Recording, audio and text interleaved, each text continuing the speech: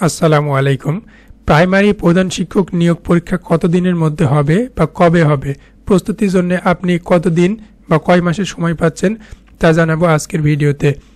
তার আগে বলতে চাই, আপনারা যারা আমাদের চ্যানেলটিতে নতুন তারা অবশ্যই আমাদের চ্যানেলটি সাবস্ক্রাইব করে বেল আইকনটি অন করে রাখবেন। এতে করে আপনারা প্রাইমারি প্রধান শিক্ষক পরীক্ষার অফিসিয়াল ডেটের পাশাপাশি কীভাবে প্রস্তুতি গ্রহণ করবেন থেকে শুরু করে প্রশ্ন সমাধান, ফলাফল, বিস্তারিত তথ্য জানতে পারবেন। এছাড়াও বাংলাদেশের অন্যান্য চাকরি এবং শিক্ষাগত তথ্য এখানে পাবেন ইনশাল্লাহ।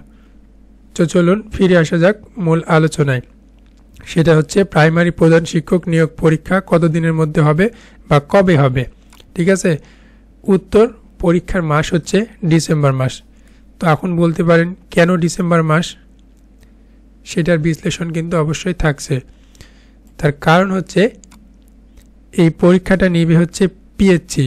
তো আপনারা সকলে অবগত আছেন যে পিএইচসি কিন্তু বিসিএস পরীক্ষা গ্রহণ করে, আর পিএইচসি সবসময় স্টেট কার্ড, তারা কোনো লেট করে না। এটা স্বাভাবিক অর্থে আপনাদের সকলেরই জানা। এখন মেন কারণ যেগুলো হচ্ছে সেইগুলো আপনাদের সাথে শেয়ার করতেছি। সেটা হচ্ছে আপনাদের প্রাইমারি প্রধান শিক্ষক যে নিয়োগ পরীক্ষা অনুষ্ঠিত হবে, তো সেই নিয়োগ বিজ্ঞপ্তি যখন দিয়েছিল তখন কিন্তু আপনাদের সাথেই এক কথায় তখনই কিন্তু অ্যাডমিট কার্ড প্রকাশ করেছে বা অ্যাডমিট কার্ড দিয়েছে সে একই সাথে। ঠিক আছে, এছাড়া বাকি থাকে যেটা, সেটা হচ্ছে আপনার প্রশ্ন প্রণয়ন অর্থাৎ প্রশ্ন প্রস্তুতিকরণ।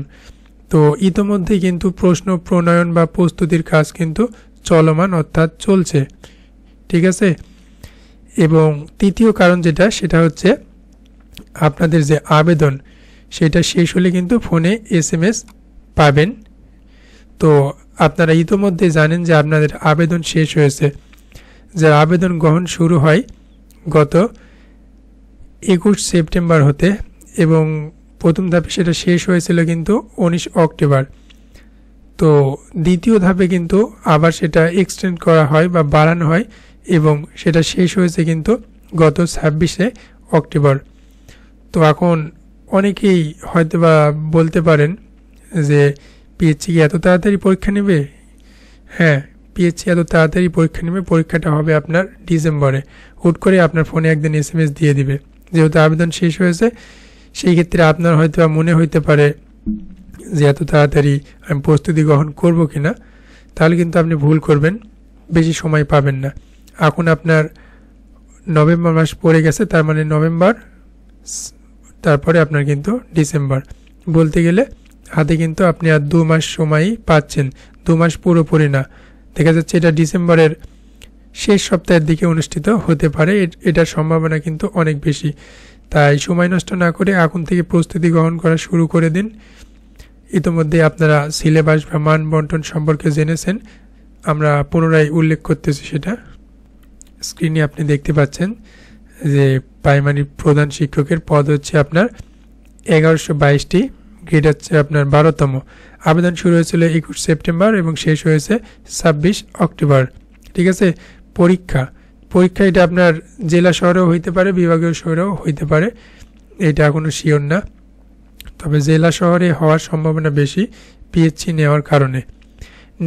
নেগেটিভ মার্কিং যেটা আছে সেটা আপনার 0.25% চাইতে বেশি হওয়ার সম্ভাবনা রয়েছে আপনার হাফ, অর্থাৎ 0.50%, অর্থাৎ প্রতিটি প্রশ্নের ভুল উত্তরে কিন্তু আপনার অর্ধেক নাম্বার কাটা যাওয়ার সম্ভাবনাই বেশি রয়েছে।